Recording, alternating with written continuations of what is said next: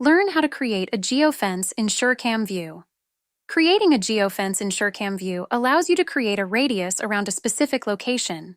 You can then check to see how often vehicles leave that radius. Start by clicking Configuration at the bottom of the left-hand column. Scroll down to Locations and click Geofencing on the left side. Click Add Geofence to get started. Create a title for your geofence.